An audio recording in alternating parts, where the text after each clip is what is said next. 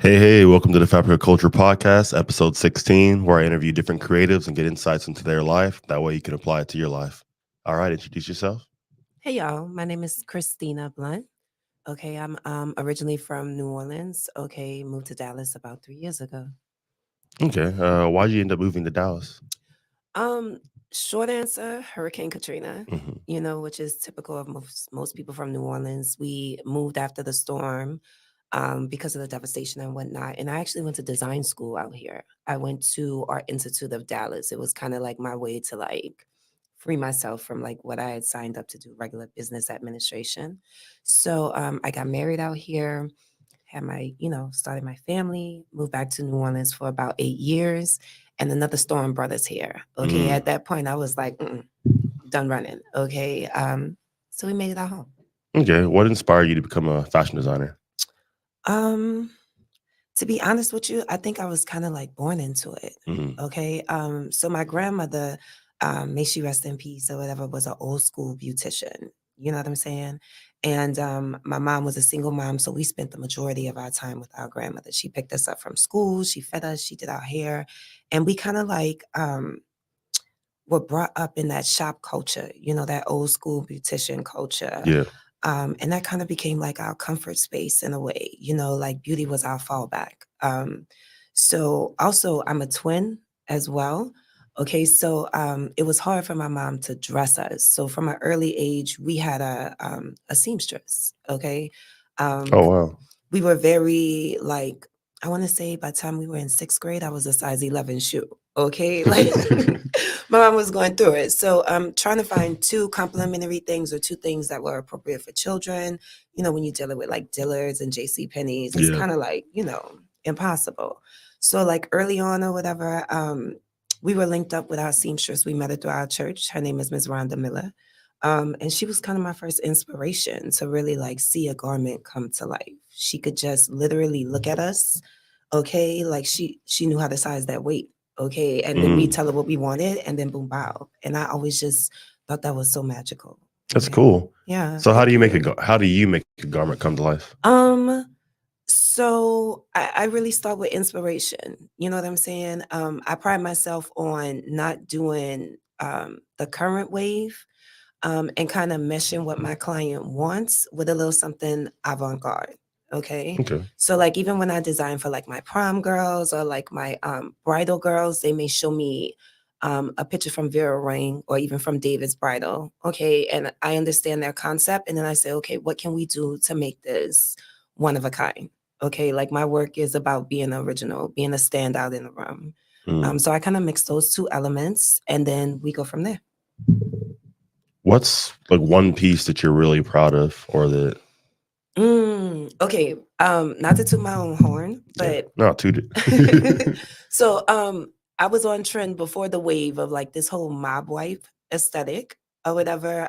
In September, I worked with a couple creatives and launched my own fashion show. Hmm. Okay.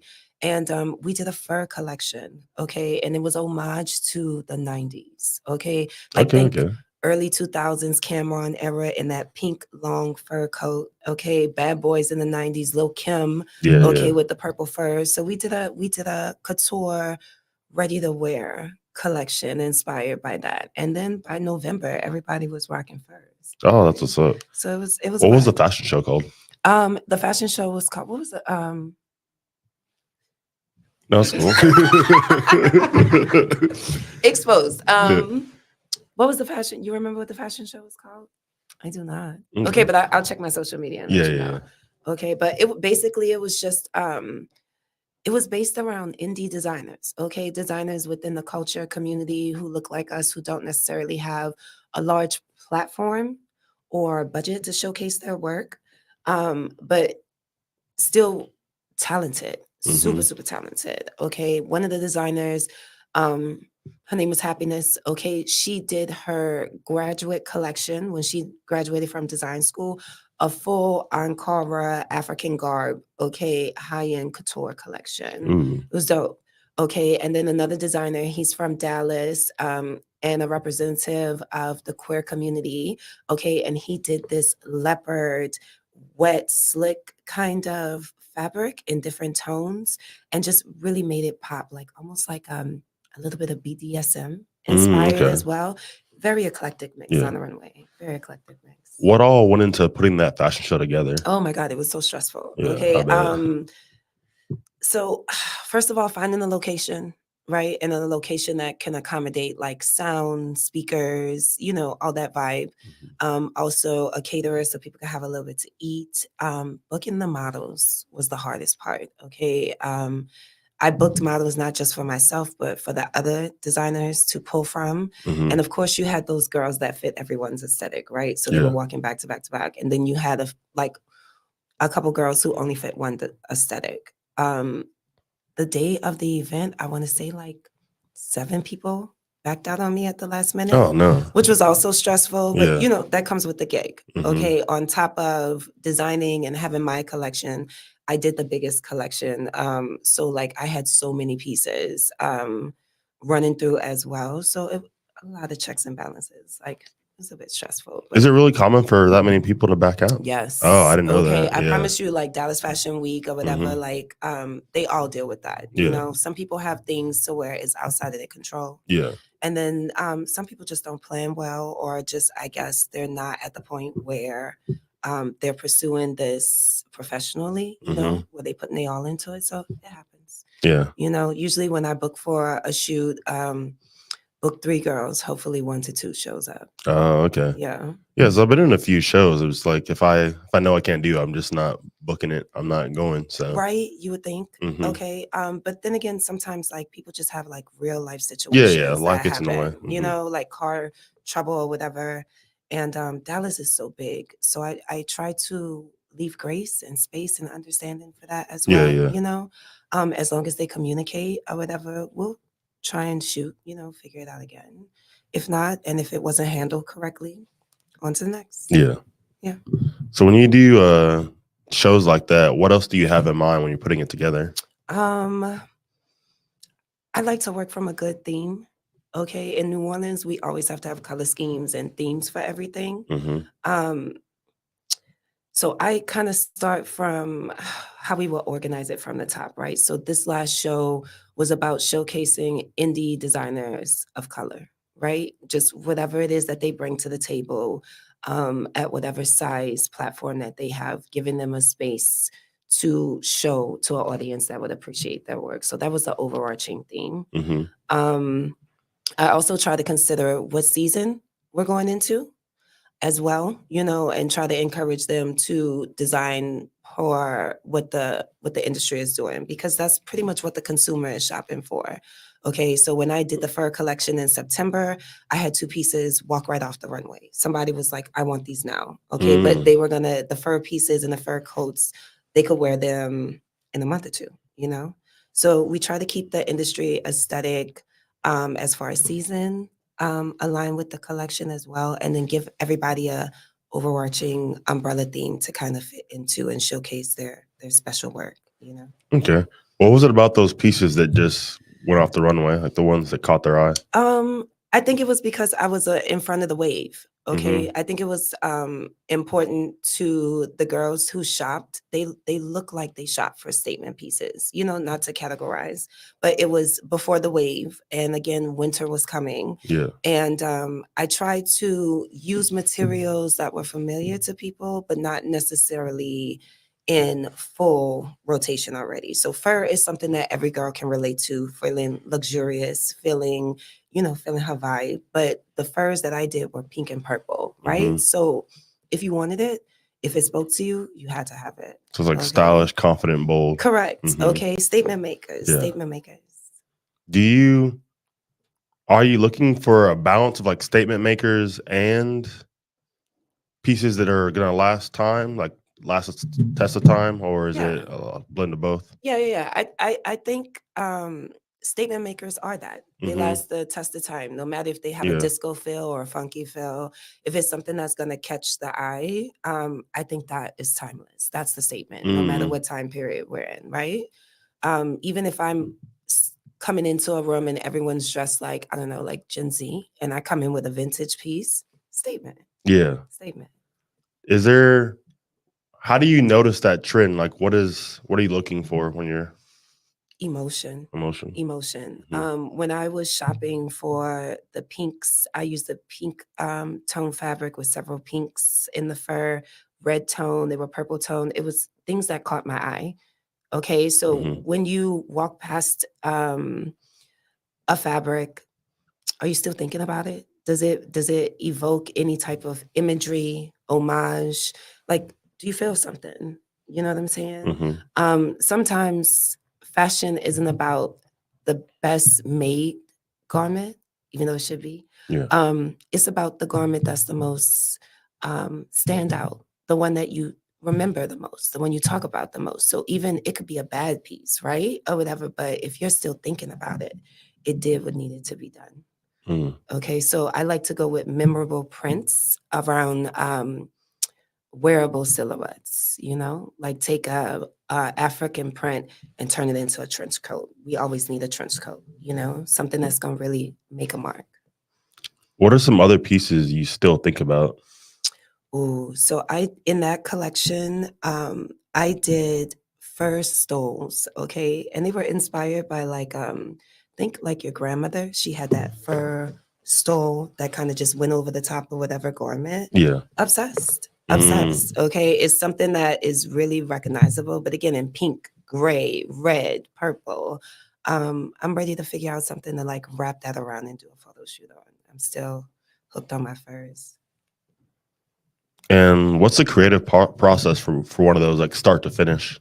Um, Again, it really just starts with the inspo. Mhm. Okay. Even I for the furs, like I said, I was really stuck in this like 90s homage. Okay. But also it kind of meshed with what I grew up seeing as furs. Okay. So my grandmother had the minks in the closet. She was very much so a church lady, so lots of garments and garment bags with matching hats and hat boxes and things like that.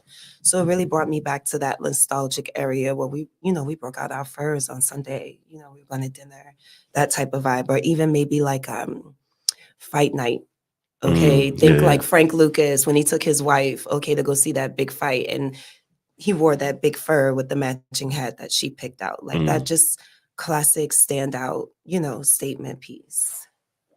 What's a piece that it just couldn't work? Like you planned it out, but either it couldn't come into fruition or Um, So recently for that same show, I wanted to do lace, like a lace corseted mermaid dress. So corseted from bust line to hip, Mhm. and then just a lace skirt underneath flowing out in like a mermaid cut. Could not get it to work in the time Mm. frame. Lace is very delicate.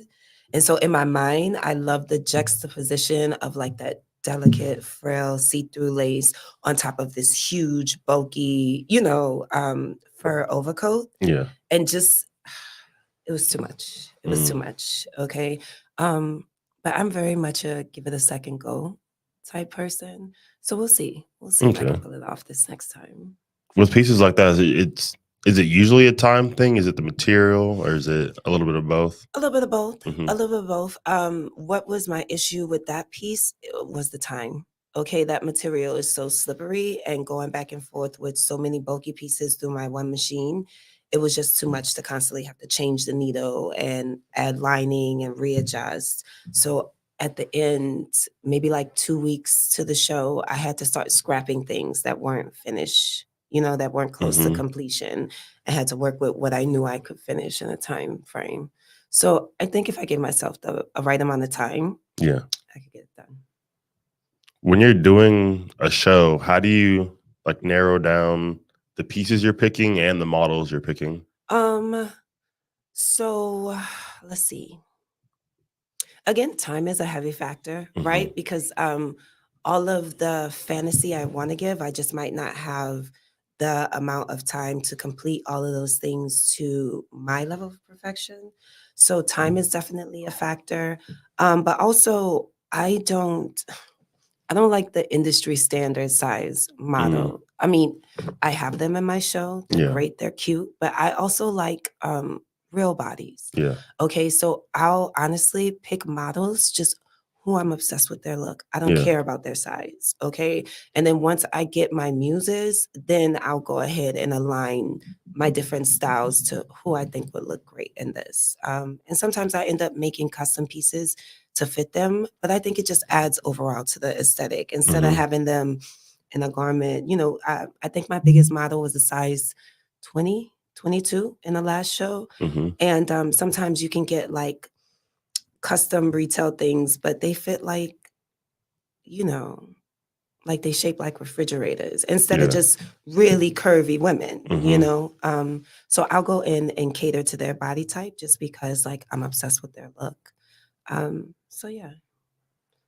What when you're doing that, for those people, is it confidence or is it that look itself? Like when you see those people, what is the look that you're looking at? That It's their confidence for sure. Mhm. Okay. Like in my mind as a designer, I don't have an ideal body type. Yeah. Okay. Like I feel like honestly, anybody can slay. And it's not Mhm. just about fitting a specific mode or even gender.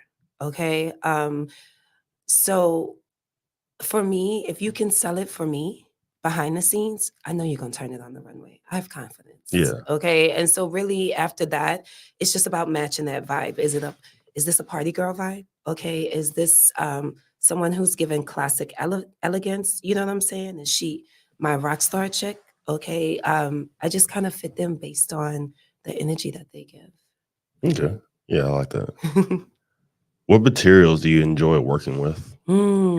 I like stretch fabric. Okay, I do like stretch fabric. It allows me to give a great fit, Mhm. right? And I feel like even though I'm not really a fan of basic stuff, if the fit is great, Then it's a win. okay, it's a win. Mhm. It's a win. Okay, no matter what size, she could be like rectangle size, pencil size, super curvy. If we can accentuate like her body type and get a good fit, that's 50% of the challenge right Okay, there. okay. So I do like a fabric with a little bit of stretch. Is it difficult to work with or is Mhm. it's pretty smooth? Stretch fabric is pretty smooth. It's Okay. pretty easy. The fabrics that are more challenging are the fabrics that don't have stretch, right? Mhm. So think about trying to cover a spear or a bouncing ball, right? When you get Mhm. to where it curves, which is everywhere, Yeah. it's not going to lay flat. Okay, Mhm. so then we have to cut in new seam lines, like add princess seams and add darts to constantly make that fabric fold into itself until it fits that curved shape. But stretch is just going to stretch over whatever, and then you can add more to it. Mm. So yeah. What is a princess seam? Oh, Okay, so think of the body, okay, front, back, okay? And then princess seams are this side area right here. So you mhm. see them on like a suit jacket, and they'll have the seams that are sewed in on the side and also on the back. Yeah. It's the seams that's in between the front seam and the side seams. Oh, okay. So where the body curves the most, Mhm. okay, like where you have your hip curve and everything right before your hip dips, princess seam, Mm. princess seam.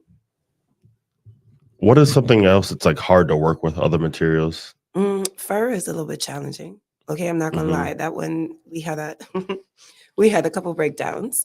Okay, because not only does it not stretch, but you have to trim it so that it doesn't spill into the side seams. Mm. Mhm. So this instead of being able to you see designers or seamstresses with the stick pins pinning the fabric together. Yeah. You have to get fabric clamps and sew around those clamps and kind of like Mm. tuck everything inside like a wrap. So that can be a little bit challenging for mobility around the sewing machine. Get it done though. Okay. For you, you talked about, being ahead of trends. Yeah. How do you decide which trends to keep up with and which trends to make yourself? Like, which ones do you wanna actually go with? Saturation, if I could Mhm. be honest. Okay. Like if I've seen several girls with it, dump it. Mm. Okay, dump it. At this point, it's not couture. It's not exclusive. It's not Mm. one of one. Sometimes I'll have clients bring me a dress and I'm like, babes, it'll be more cost efficient for you to go to Dillard's and get that than me buy the fabric, me make you know what I'm saying? Mhm. It's readily available.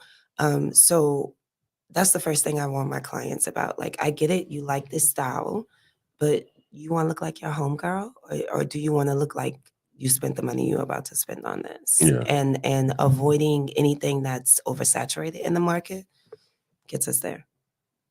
What else is underrated?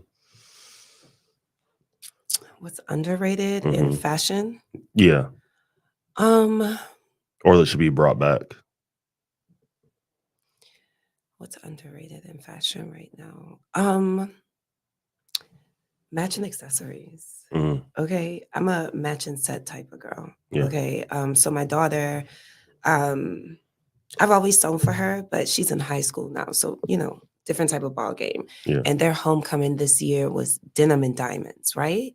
And so instead of doing a regular denim, I had like a denim with a snake print overlay on it. Okay, so and like we stuck to the brief, but like what else can we do for this denim besides like if anyone else did denim where we could stand apart? So we definitely used that. And then we added our denim overlay to it and then diamonds. And then we did that I made a custom clutch for her. We did some shoes from Forever 21 and covered them in the denim and diamonds. So it was couture head to toe, Mhm. couture head to toe. Yeah. It was a little bit disappointing though, because I don't think anyone else at the dance wore denim, right? Weird. Okay, weird. But Yeah. she stuck to the brief. Yeah. Okay, she understood the assignment and then elevated it. So yeah. That's weird. Yeah. Why didn't they stick with the? I have an opinion, but I don't know if it's PC to say it. Okay. Okay. But definitely palm colored kids. So a lot of dresses from Dillard's. Mhm. You know what I'm saying? Yeah, A lot of that off the rack, very much so bridesmaids Mhm. feel. It was Yeah. disappointing. But she looked great. And real quick, I just noticed, but this is Flip. This is Flip. Yeah. My earring? No, that headphone. Typical. Thank you. Yeah. Oh man, this part right here. Hold on. Yeah. Which part? Those. Oh, I see. Yeah. How do I Push them in. push them in? Yeah. Flip this right here. Yeah. Thank you. But okay, I wasn't gonna be able to figure that out. Okay. I can hear. And all right, back to it. Can you share any other memorable experiences for you while you've been on the grind?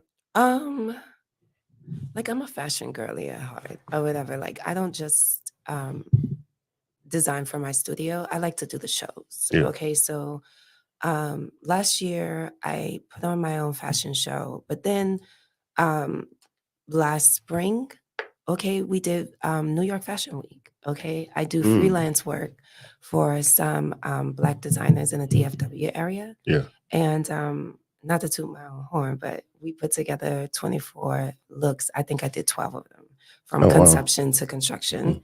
And then we brought them to the show at New York Fashion Week. I've done Dallas Fashion Week.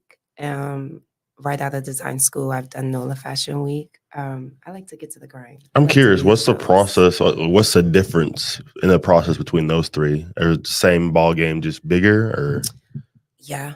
Mhm. Okay. Definitely New York Fashion Week had a different budget, Mhm. sponsors and marketing behind them Yeah. than say like New Orleans Fashion Week. But if I'm being honest with you, it's about the designer's wallet. Mhm. Okay. It's not what we would think coming into the game, like, ooh, I got accepted at, NOLA Fashion Week. Like they'll be in the designer's DMs Mhm. asking you to show at their events. And then the moment they ask you to show and you show interest, baby, they sending you invoices to pay to have your collection shown at their events, which is kind of like Oh, wow. Yeah. not really my vibe. You know what Mhm. I'm saying? It's wildly expensive and you're what the audience is coming to see. Mhm. So even if you have the talent and the skill set, say you don't have the budget, you're not in. Mm. So that's definitely a catch 22 why I started kind of leaning towards doing like my own shows based on fashion, Okay. fashion for the sake of fashion and Mhm. not designers who are extremely popular or who have a budget. Yeah. That's not the scope of the industry. It shouldn't be. Mhm. Talent should be. Yeah. For someone who wants to get started, what would you tell them? Like an aspiring fashion designer. Learn to sew. Hmm. Okay. Sew everything. Yeah. Learn to sew. Sketching is important too, but really it's secondary to being able to actually create what you design. Hmm. Okay. So learn to sew first. People Okay. often have it switched where they They can do. create amazing pieces, They drawing do. wise, sketch wise, They but do. So sometimes I offer sewing classes, hmm, and a lot of people are disillusioned as to the amount of work it takes to create a garment, right? Or hmm, whatever. And it's usually sometimes it's the fashion girlies who come in. They can dress really well. You know what I'm saying? They're yeah, yeah. known to turn a They got look. the style down, but not the creation part. They got the style down, but not the creation, and they don't have the drive to see it through.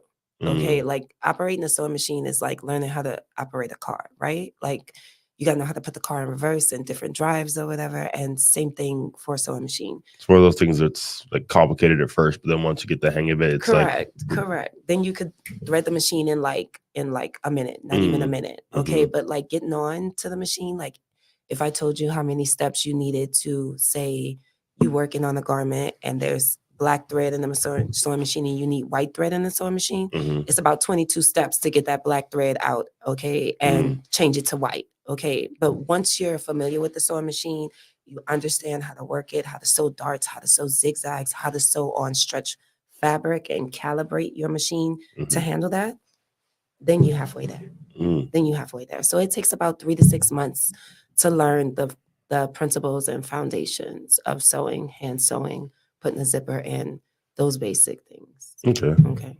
And for that, how do you balance like the creativity and the practicality from that? You got to get good with your foundational skills. Okay. Okay. Like it really does come back to your foundational skills. Hmm. Again, something that's like couture or takes a lot of steps like a corset, that takes a certain specific um, structure on how to do that. So if you're struggling on using the sewing machine, you know what I'm saying? Yeah, then you're gonna You're be. just done. Okay, Mm, but if you can hit all of your foundations, it's nothing to get on YouTube. Nowadays, there's videos on everything. yeah. So if you could work the machine, they will guide you on like YouTube and like different like websites or whatever to say like this is how you make a backpack, this is how you make a tote. Okay, learning how to sew will get you there. Yeah, I think one of the best photographers I know in this, like in the DFW, Mhm. all his stuff is like it was all YouTube videos. He was telling me Yes. how much he looked up, and it was like, oh, that's where you learned it all. So yeah. Yes, yes. Okay, like honestly, my biggest regret is going to design school. Mm, Okay, and like thank God, like the government like came in and like did an overhaul on these schools that aren't really schools yeah, because yeah, that was the Art Institute issue. It was yeah. advertised as a school, but they charge us like a business, and a Hmm. lot of the credits didn't transfer. So Yeah, it we would doesn't have count. this I guess notable degree, and like we can't do anything with it outside of the Hmm. Art Institute. Yeah, Okay, and what I learned there was valuable. I enjoyed my time at art school, but I could have learned it for free on YouTube. yeah. You know what I'm saying? I could have learned it for free. And what are those foundational skills? It's like sewing. What Mhm. else is there? Like that goes into those. So learning how to work the sewing machine is sewing machine maintenance and operation. Okay. Foundation of construction, i.e. pattern making. Mm, And you can make patterns two different ways on paper and draping. You know how you see the designers curving the fabric yeah. and like draping it on the mannequins. Okay. And then also sketching, that's a foundational skill. And then hand sewing.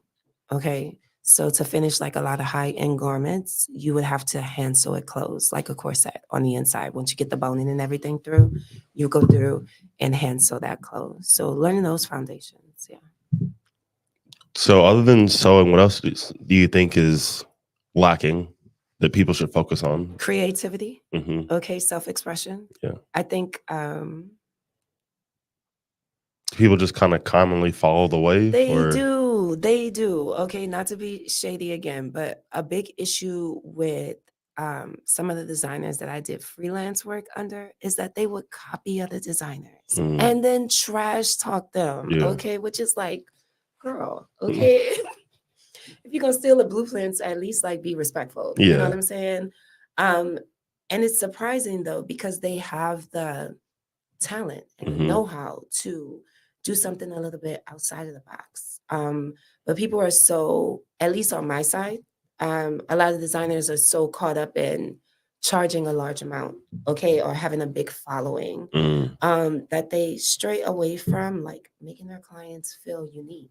Okay, what's the point of going handmade? And come close to this. What's the point of doing handmade things? Like, Yeah. if you're gonna look like Mary Sue, okay, Mm. if you got the same dress as Keisha or whatever, like, girl, waste of time and money. Okay, trust your instincts. Trust a designer whose look or whose aesthetic makes people like ooh and ah.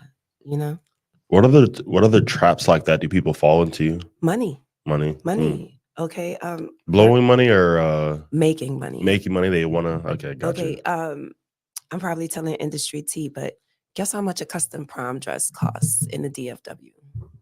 Guess. I'm not even sure, honestly. Guess. Give me a guess. $2,000.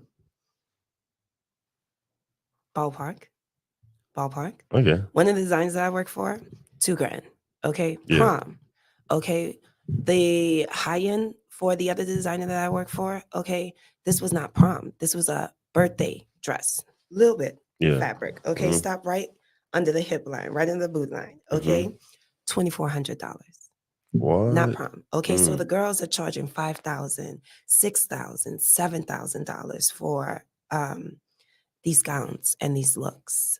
Okay, give the girls their money's worth. Yeah. You know what I'm saying? Our clients. Is it just that people are so willing to pay it, or Yes. Okay, think Black culture, right? Just regular Black culture, not Jack and Jill, not high end. Okay, working class Black people. For women, we get prom and then our wedding, if we're lucky. Yeah. Okay.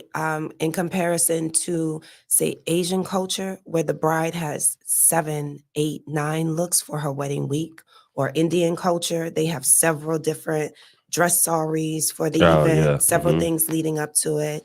Okay. Or even Hispanic culture, the girls at 16 get a quinceañera, you know, so they have that moment of transition where they have their princess moment, their glam moments. Whereas for Black culture, prom might be the only thing we get, babes. You know what I'm saying? So the girls, their parents, the girls understand like this is the moment to throw the bag These are the down. events. Yeah. This is one of my prime, you know, events. I can't pass this up. And as designers, we recognize that culturally. Okay, we do, and that's why they're able to charge so much. Okay. Yeah, it's definitely a niche industry. What's something else like that you would want to change, or?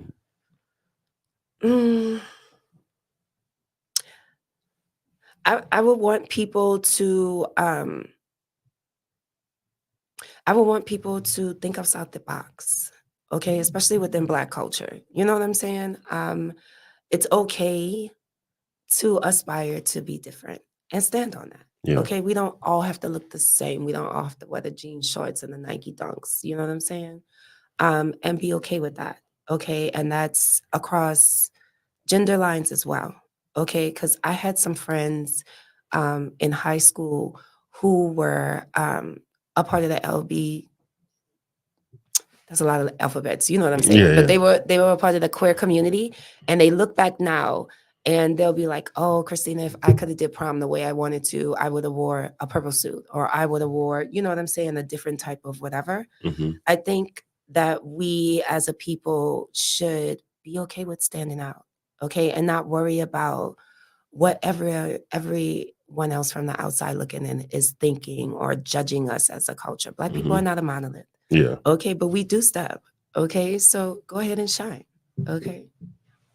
Is it just you think it's just a fear of being like put down? Yeah. That holds them back? Being judged. Yeah. Being judged. Okay, because we're called ghetto or ratchet, right? For just existing in our spaces. I've gotten in trouble so many times. I'm talking about written up and even fired from corporate jobs. Okay. And I don't want to say specifically the entities, but let's say like big fashion companies, right? Like high-end shopping where the celebs go to shop. I've been written up because of my hair. Okay, my hair being not deemed as professional. Okay, or corporate wear isn't what you have on. Meanwhile, all the girlies coming in want to shop and dress with me. They're buying the scarves. They're asking me how to wrap my hair. Oh, where'd you get the clothes? Da da da da da. So it's very much so a catch-22. But I say ride the line. Okay, like don't be afraid to be who you are, no matter the judgment that's gonna come along with it. Because that's what people do. That's what people do. Yeah.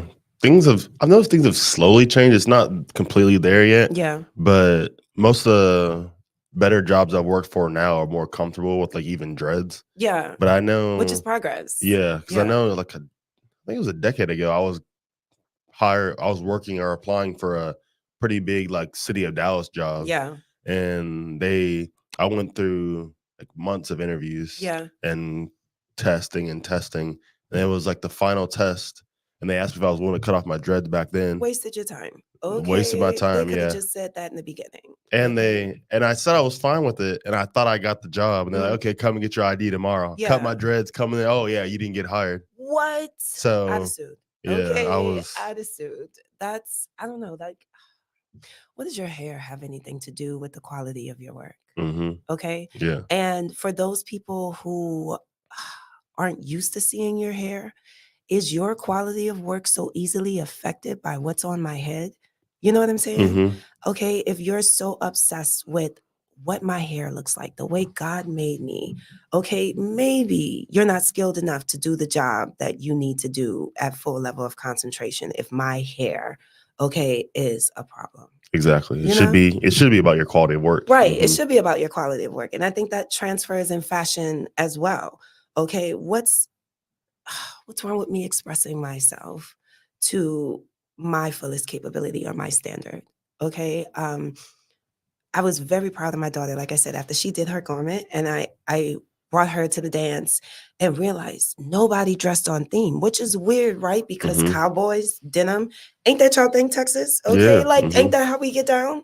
And like no one was on theme. And baby girl hopped out the van and just flicked that little afro back. And honey, she was just strutting in the dance. She was comfortable Yeah. with what she had and she loved it and she didn't care what the atmosphere around her was and people gravitated towards her because of that. And I don't think it has anything to do with yes the outfit but more so her confidence. Yeah. It goes back to confidence. It goes Hmm. back to confidence because if she would have shied away, if she would have stood in a corner because she was different, I don't think people would have responded the way that they did. Yeah. I think oftentimes when you dress different, if you don't feel comfortable in it, then people think it looks goofy. But Right, if you're right. rocking it, then they're like, oh, okay, like They could pick that's that the up on thing. you. Yeah. Okay. And in my opinion, a lot of times people won't even like what you have on, but they'll spend the night talking about it. Yeah. Okay. So it might not be their aesthetic, but Hmm. it's still stuck in their head. Okay. You did the It's job. not for me, but I like it. Yeah. Correct. Okay. Hmm. Oh, I don't like it. I would style this differently. Okay. She has bell bottoms. I would have did a straight leg. Like we've all done that outfit assessment and rearranged what someone had on,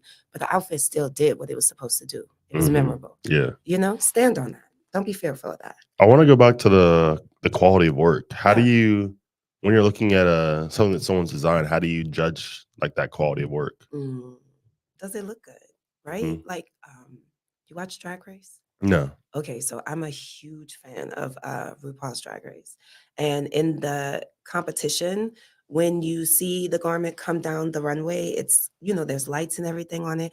Is it lining up the way that it's supposed to, right? Does it hit at the right angles on the body? Does it look wrinkled? Hmm. Okay. Are the seams finished? You can see that in every day, like seeing someone in their garment. So if it looks well tailored, that's a win. Okay. Even if it's boring, that's a win. Okay, if you can have a completely stunning garment and it looks hodgepodge, it looks handmade, it looks like popsicle sticks and hot glue. You know what I'm saying? That will like degrade the look, okay, and give you less of that ooh ah moment. So clean construction always like gets you there. Okay. Always, always.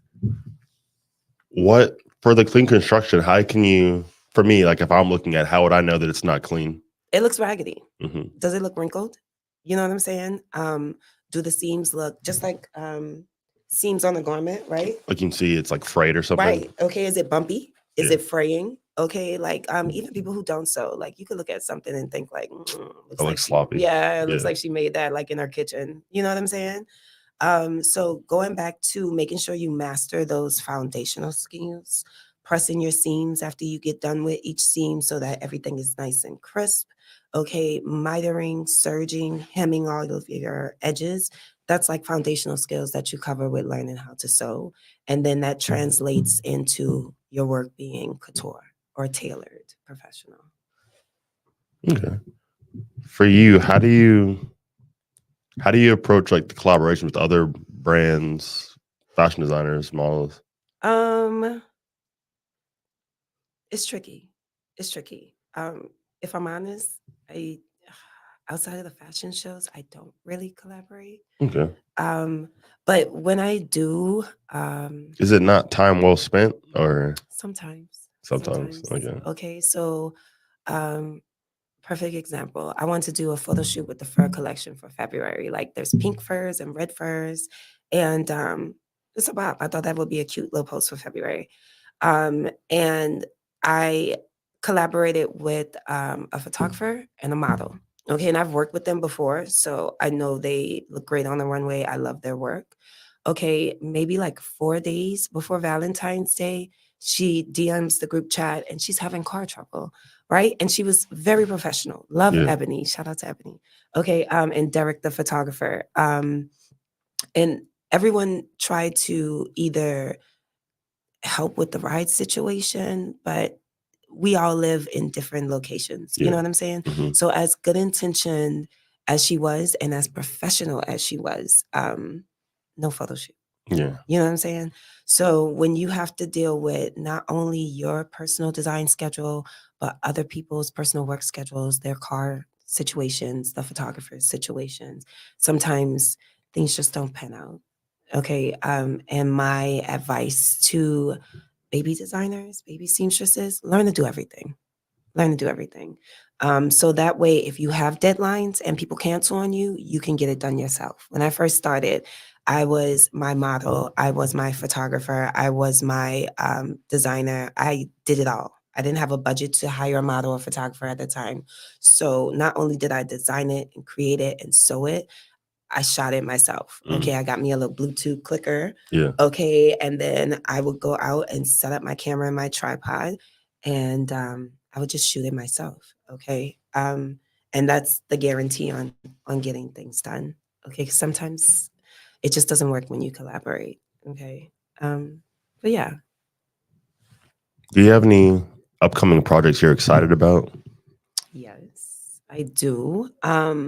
So I'm getting ready to do a prom series on my social media, but it's not a typical prom series. Okay, I want to do a couture prom gown mini capsule collection for the fashion girl that's last minute. Okay, I'm coming for the babes who just say they didn't have the budget to start booking designers and doing fittings in October, November, December, because a lot of the girlies are booked up already for prom. It's Okay. February. Hmm. Okay, so right now is last minute booking. So I'm gonna create a couture collection inspired by the movie Dune. Have you seen Zendaya? Oh The yeah, yeah. runway for Dune? Oh my God. Like insane looks. Okay, so that's my inspiration. And I'm gonna put together like a mini 10-piece capsule collection of ready to wear gowns. Y'all don't have to come in and do fittings. Baby, if it fits, buy it. Oh, okay, Okay. okay. Because everyone can't, everyone doesn't have the time, the resources, et cetera, to go through the entire fitting processes. Okay. Like some my clients who have already booked me for prom, we've already done 1 to 2 fittings already. Okay. There's typically 3 fittings in custom work. We get the measurements, we do the sample garment, and then you do your third fitting in the actual garment with the fabric. So it takes a lot of work and time, not just on the designer's end, but on the client's end as well. Some people just don't have that luxury, to show Hmm. up 3, 4 times for a fitting. Okay, so we're gonna use stretch fabric. We're gonna serve looks, and babes, if it's your size, come get it. Okay, come get it. I'm gonna ship it to you. Okay, so I kind of like to try to fill a need and not just a aesthetic as well. So we'll see how that's received. We'll see if that's popular. And you said it's inspired by Dune. What color schemes is it like? So it's gonna be dark dusty Mhm. color schemes, Yeah, kind of to yeah. match the Dune setting, but not so much the movie, mostly just Zendaya on the runway. Oh, okay. Okay, Mhm. mostly just Zendaya. Okay, that very apocalyptic but high fashion look. Okay, with a clean face and a smoky eye. Okay, I came to serve. Yeah, I like it. Okay, I came to serve. What's your favorite part of, like, the creative process?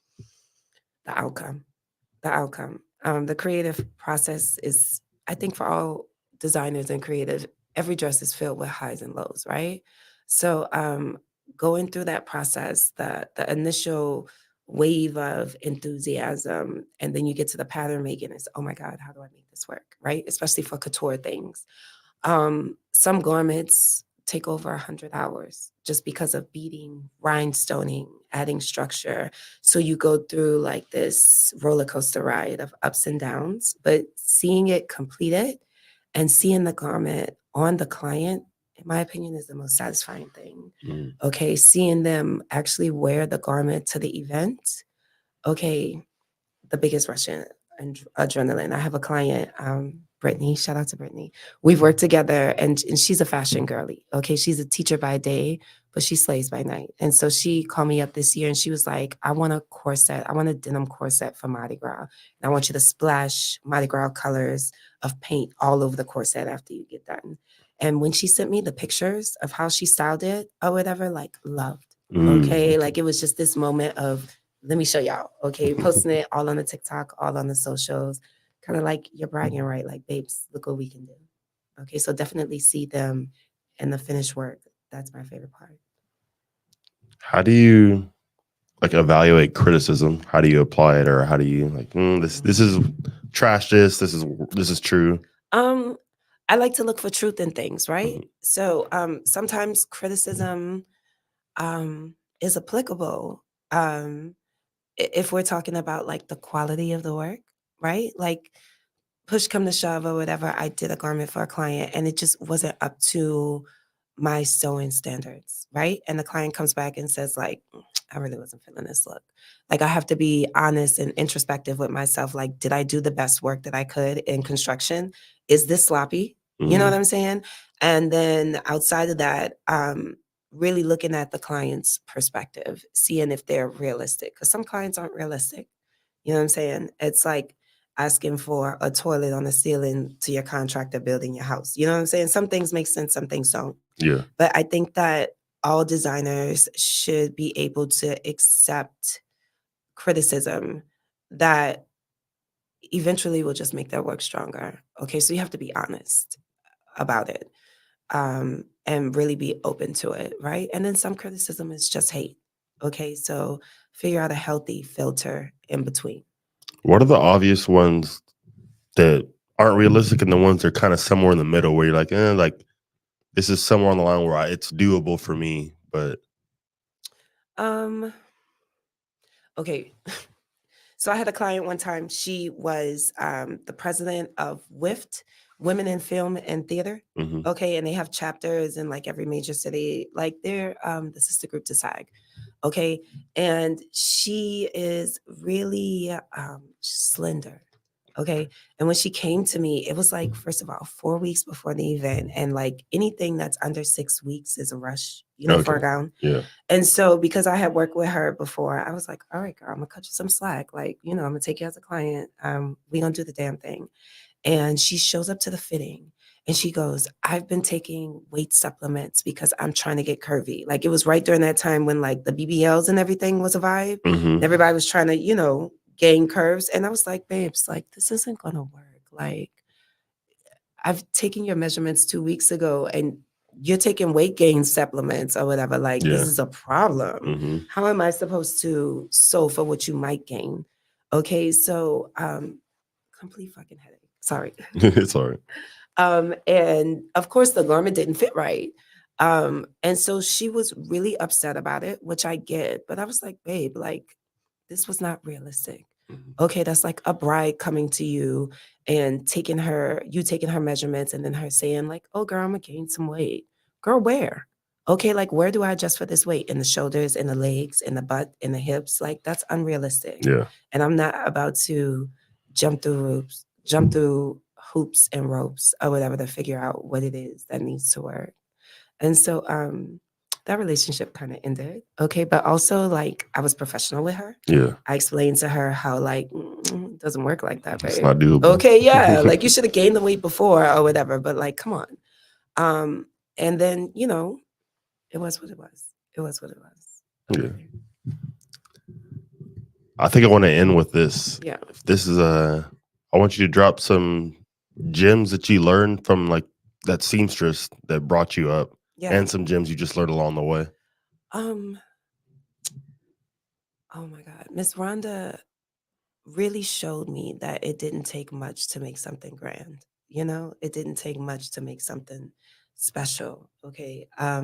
We always just grab fabric from Dillard's or Sears or Joann's, whatever was around us, and we always had like the best custom looks. Okay. So to baby designers just starting out and you guys might not have a budget, start with anything.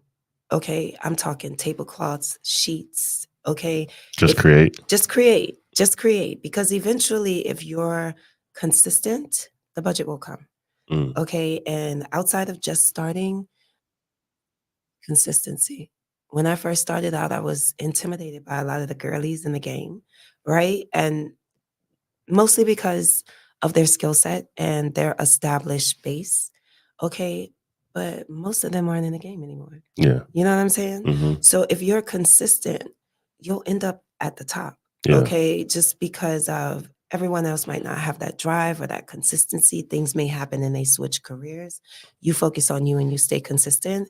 And with practice and determination, you'll be able to step into any room, okay, and get your props. I like that. Yeah. Yeah. So a lot of people stop before, like they're almost there. They just Yeah. can't see it. Right. Okay. And because we can't see it, we can't feel it, we allow ourselves to get discouraged. Okay. And from my mentors now, okay, in the position that I'm in now, keep sharpening your craft. Keep adding to your craft. Okay. You might not feel like you are at a place where XYZ person is. Okay. But take what you got and make it into something that like really speaks to you. Okay. My sewing studio now is my 2-car garage. Okay. But I have a clothing rack in there where I pull for stylists, a double clothing rack. I have sewing tables, cutting tables, multiple sewing machines, even a photo shoot area with lighting. Yeah. Okay. You I like just that. take what you have And make it work. make it work. Mm. Make it work. Okay. And with that, take care. Yeah.